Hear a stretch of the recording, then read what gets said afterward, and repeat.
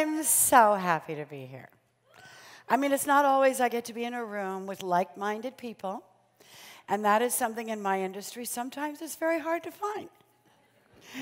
But at any rate, no, it is really great, though. It just fills the soul. And for me personally, because I've been doing this for 15 years, when I first started the dream that was sort of a disturbance rather than a dream about, oh, gee, you're going to bring a brain break into the classroom. Oh, you're going to teach children how their brains work. Oh, I don't think you're going to be able to do that, Goldie. That won't happen. 15 years ago. And so I went ahead and I went, okay, I'll just figure out how to research this program. And what I did was, because I was looking obviously at all the things that were going wrong with children, and it was hurting me as a mother, not as a star or a comedian or however you see me, but as a mom and as a grandmother. And I'm looking at this and I'm thinking, this cannot be the trajectory of our children's lives. They can't be opening up fire in classrooms. And that was then, by the way. And they cannot be having these bouts of depression and putting these kids on antidepressants or psychotropics because they might gaze out the window or they might not be able to focus too well. Or maybe they're geniuses. Maybe these kids will turn out to be our geniuses that will change the world. And we're numbing them down in a way that we don't even diagnose them appropriately.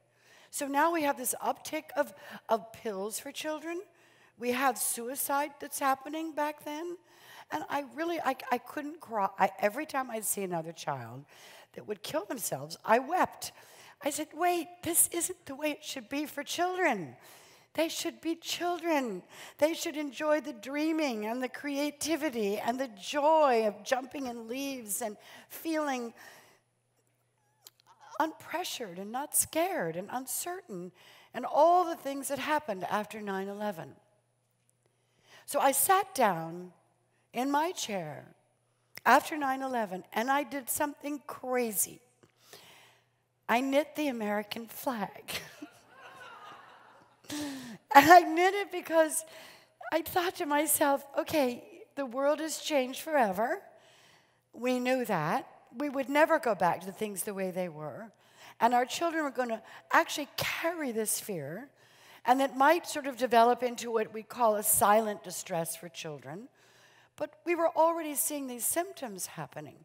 And I knitted and I knitted, and I swear to God, I said, I'm so old right now. So much, maybe I was in my mid-50s or something. And I thought, what else am I going to do with my life? I love entertaining, and it's great, but there has to be another stage of one's life. You can't just do one thing and then do one thing and then do one thing and then piddle out and trying to do one thing. And my dream was to have happy children. So I produced, I didn't create it.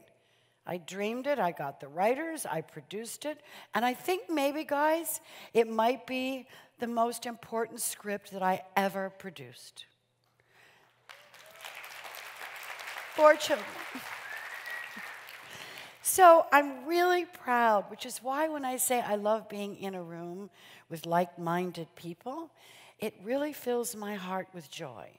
Because it's important that we do engage with people who believe that there is a new way, that there is a curiosity about the brain. There is a way that we're going to be able to bring light, if you will, to our little ones. So actually the trajectory of their life can be healthier, more mentally stable, to be able to have context and contextual connectivity to their neurology on what their emotions are doing. So let me explain to you a little bit about Mind Up. So Mind Up was put together by neuroscientists, put together by practitioners, put together by positive psychologists. And we put together a four-pronged program. One is learn about your brain. How can we ask children to learn when they have no idea what this amazing brain can do? It's kind of a joke. I thought, well, okay, so we'll teach them how the brain works. Well, simple, the emotional system, what happens when the amygdalas go crazy, and then what happens when the prefrontal cortex and the wise old owl there just goes like, I can't hear anything, so I'm not going to pay attention. We learn teaching these kids these simple little factors. How do I quiet down the amygdala? Oh, well, you have to take a brain break. You have to breathe and focus, and you got to listen to the bell, and you got to find out how long it goes so we can develop the attention capability of the executive function. Because our children aren't paying attention anymore, neither are we. And our attention spans are just this big now. So we get to grow these little brains, early education. And then we're doing mindful of our senses, and then we do pro-social behavior, which is acts of kindness and gratitude. And all of this are things that you've heard before. What are the paths and the causes of happiness? Acts of kindness, gratitude, creates dopamine in the brain, you're able to do, creates partnerships, smiling, laughing, all of it. But I wanted to connect it to their work. How do you create a basic sentence out of something that you just ate to understand? How do you wrap around gratitude inside of your curriculum? How does your classroom look like an optimistic, amazing laboratory of learning because your brain is doing it? How do we bring kids into the classroom to reduce their stress so that actually they can learn? This is what we want to do. And this is what I wanted to do. And so now we have, for 15 years, we've probably trained over 250,000 teachers. I never believed it could happen. I wanted this to go to every child in the world. And I created this in my mind in Vancouver. And I remember sitting there in my meditation room, and I swear I just got it. It just came to me. Why are we leaving all this information and all of the research in a petri dish? Or to be left on the cover of Time magazine with Richie Davidson, giving the connection between meditation and the strengthening of the brain, of the neocortex. Why is that being left there? Why aren't we putting it in our children's classroom? Why aren't we looking at that and going, this will help stabilize them. They will be able to regulate their emotions now because they're going to know what's going on in their brain. And they're going to be command central. And I want our children to feel that they're in control because they don't. And now we have a lot of other issues, guys, and we don't need to go into it. We all know. But we have issues with technology, loneliness, separation, depression. We love our phones, but they are really causing a problem. And they cause a problem to parents who are not listening to their children. They're on their phone. Their children are on their phone. Where's the love? Where is the love? Where is the connection between these amazing mirror neurons that we have? That when I see you laugh, I laugh. When I see you cry, I cry. Because I'm human. And we start taking away some of these amazing human traits. It's the saddest thing I could possibly think of because joy is found in some of the most amazing places. And one of them is the hearts and minds of people you connect with, of your best friends, of your parents, of your siblings, of your teachers. It doesn't happen online. It happens in person. And this is when I say to moms and dads, okay, let's just start by putting away this distraction. Our teachers, let's look at each other's eyes. Let's listen to each other. And you, little guy, you put yours over there too, because that's who we are. We are that kind of family. If we can't build the understanding of compassion, love, empathy, connectivity in our children today, we're going to lose this generation. I feel that. So I'm endlessly passionate. I would like to be able to say, to reach out to everyone here, that we're all advocates of a future generation that has the ability to feel, to critically think, to not be overreactive, to have dignity, a sense of self, create leadership that actually we can be proud of. And you have the power to do that and to pass on the message. Because we can sit in this room and literally take what each other word saying, and we can agree to agree to agree to agree. But unless we become soldiers to our schools, to our parents, to our administration, to our governors, to our mayors, to our congressmen, we need different kind of education for our children. We need to educate the whole child. I want my child's mind to be fed, but I want my child's heart to be enlivened. This is what our job is. And when we walk out of here, we're going to hear a lot of the same stories. But I really think it's up to us to make the real warrior path on change through love. Okay.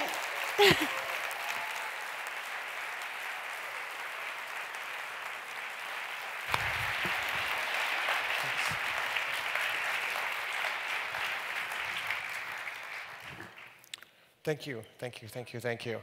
I think one of the beautiful things about you, Goldie, is that you saw this need long before many other people, and you've acted in ways to create these conditions. I think many of us, particularly recently seen the kind of shootings and other things that are happening to our kids, there is this motivation. What do you think will take us over the top to actually creating something that's not just nationwide, but worldwide, where we prioritize things like social emotional learning, empathy, compassion within schools? Do you feel like we're at a critical mass now? You can't do it overnight. I mean, I can tell you that, I'd like to say what we can do now. When I hear them talking about mental illness, you find your buckets, right? What are some of the issues we're dealing with today? One of them is there is an epidemic, no question, of mental illness here in America, but it's also happening in other parts of the world. And I'm sure that we could sit down and have a whole conference on that, because there's many different reasons and causes for these kinds of problems, right? However, the only thing that I could say is, in terms of mental disturbances, 1 in 5 of our children in the United States is lumbered with a mental disturbance, right? We have 1/3 of our children on psychotropic drugs. We have some serious issues of instability and fear and acting out, and true issues with this. My only way of saying is that you want to deal with mental illness. I mean, you've got the president, and you've got this one, and you've got that one, all talking about, well, we have a mental illness problem, And I'm thinking, well, yeah. Now what? You're going to institutionalize everybody? I mean, it's like, really? That's not going to work. But what you can do is create the kind of education that our young minds, the developing minds of our children, and know that this is the only salvation that we have. Mind Up is not a Band-Aid program. It's a foundational, preventative program. It's not an intervention at all. It's how we prevent this from happening, is stabilizing and helping these children from ages 4 to 5 to 6 all the way up to 8th grade, a way to manage their emotional construct. This, I think, is a really good solution. Yeah. So, okay, so that's, did I answer? Was it too long? I think so. No, that's beautiful. I've got 2 questions. And why do you feel like this is so important to you? Why have you dedicated so much of your life? Does this touch you so deeply? Yeah, it's a really good question. I'll tell you, I can't, I've done a lot looking at my soul, a lot of wondering what my soul's purpose is. I think we all have looked at that. I've been incredibly fortunate to spread joy, okay? But it's the kind of joy that I deeply feel. It's not anything that could be written or anything that could be conjured up under the pretense of that idea. And when I was 11, I was asked what I wanted to be when I grew up, and I was a dancer, is how, for some 3 and whatever. But I answered, I want to be happy. And I really did want to be happy because I noted something inside of me that was this tickle that I never wanted to go away. And I think it really is almost a physical feeling of joy. That it's a tickle inside of my chest, a tickle inside of my heart, a tickle in our heart chakra where I feel the energy there so strongly. I don't think I'm driven by work. I'm not driven by money, but I'm driven by content. And that's, for any movie I produced or anything I did, I felt that it had to mean something. Whether it was for women or whether it was for, any of the ways in which I felt we needed to have some window opening for ourselves so we could laugh, have joy, and learn. So the trajectory of where I am is that I have a great, deep love for children. I always have. And when mine actually grew up, I was able to give my love and my time to the benefit and the well-being of children. But to be perfectly honest, guys, I came to this because I saw children were unhappy. And I was creating a documentary at the time, before 9/11, on happiness. And honestly, people looked at me like I had 6 heads. Well, that sounds really great, but what do you mean? I said, well, happiness is a really important human emotion. I thought maybe it would be interesting to travel the world and see where that stems from, because I always wanted to know where my tickle came from. Well, it could be interesting. And then 9/11 happened, and then, of course, I couldn't go out and make a documentary on happiness. However, what I did do is I changed it to Mind Up, and I put it in the classroom. Because these are all the causes for creating happiness. So you ask me what it is and makes me stay with this, because I deeply care about the well-being of the minds of our world. It sounds big and crazy, but it's the only thing that's going to be our salvation for the future, whether it's in climate change, leadership, healthcare, how we care for each other, how we as a people actually sustain our own earth, our own beautiful globe, and how we enjoy our life until it's over. Very important to me. Yeah, beautiful. Thank you.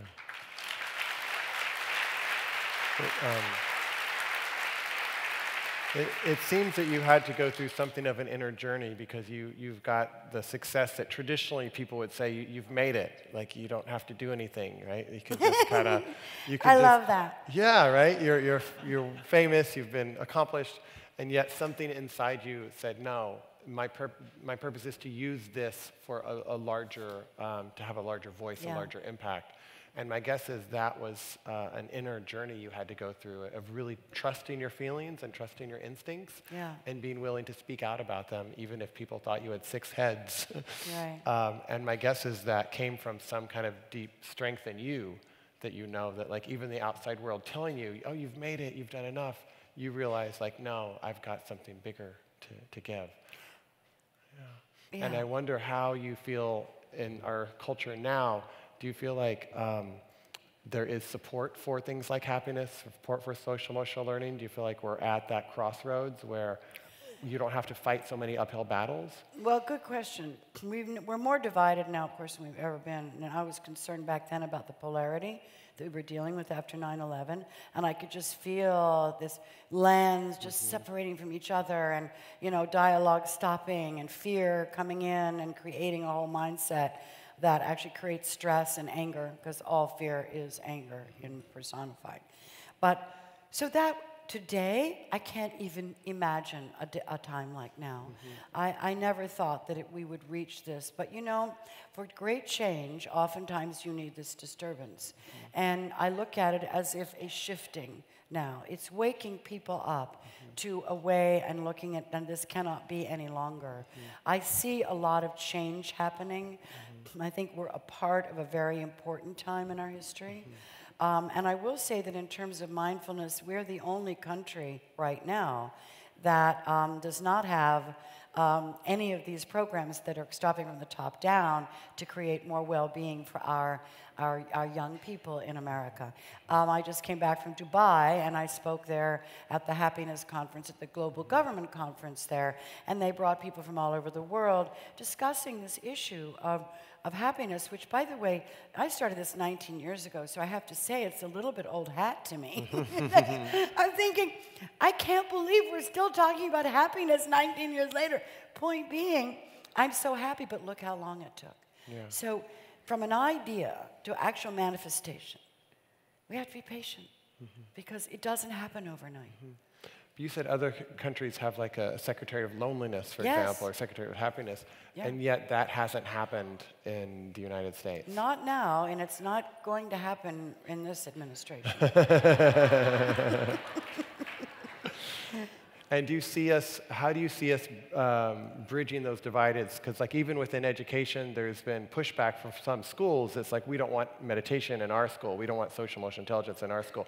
That's not a Christian concept, or there's a fear of like, who are these people and what are they putting in my kids' heads? Yeah, and we come up against that, but we're not a meditation organization, and we're not really a mindfulness organization. I'm very hell-bent on making sure that our children understand the neurobiological concepts and the good things about their brain. This is a scientifically based program, period. And we have 3 times a day, we have a brain break. Why? Because every brain needs a break. And that's what we do with our children. We give our kids time to rest their brain, and understand the ways in which to do it. They also understand what's going on neurobiologically to their brain. They know they're quieting down the amygdala and they're waking up the prefrontal cortex. So they'll be able to learn and remember better, because their hippocampus is now listening to the prefrontal cortex. They have a relationship. So this is the way that I think Mind Up has gotten into so many schools. Because we are not based in mindfulness. We don't do yoga. We're not bringing Eastern, any of that into this at all. We're bringing science into the classroom of some most important aspect of learning, which is our children's brains. What's our mind? Yeah. And the brain is command central. So whatever you feed your brain's just going to bring out. And if you supplant that negative emotion and you supplant that thought with a positive one, and you keep it up because you're building that muscle, the neurons that wire together, fire together. Fire together, wire together. And is there anything you need? Anything what? Is there anything you need? Is there, I meaning like you're committed to this work, you're doing this work, or do you feel like you have the resources, you have the teachers, you have the knowledge, and it's just a matter of like slowly making inroads into more and more places? Or do you feel like there's something that is not happening that you wished would happen, or there's something that we still need to like, do we need more voices in school boards, or more parents speaking up, or what are some of the pieces that you think would be helpful moving forward? Well, moving forward, it's probably threefold. One is that we need our advocates out there. We need you to bring this into our schools. You need to call our office right on the website, mindup.org, and you can go there, or the Hawn Foundation, and you can actually get this in your school. You can talk to your school administrators. You can bring this. You can be, a beacon of voice to this thing. That's number one, and spreading it to your communities. It's very important. The other part of it is that, yes, in any organization, we're a 501c3. So we need funds, and we need funds to keep going. And the more funds we have, the more we'll be able to penetrate and go into the different parts of the world. Right now, we're in Hong Kong, we're in Australia, we're in Serbia, we're in the UK, we're in Canada, we're in Ireland, we're in a lot of places, right? And I keep thinking that with the right amount of funds, we could be in so many places, because I get these people saying, we can do an online training for you, which is great, and bring it all over the world, because we can do Cantonese, we can do translated in all different languages. So we are also looking at how do we amplify what we're doing through technology.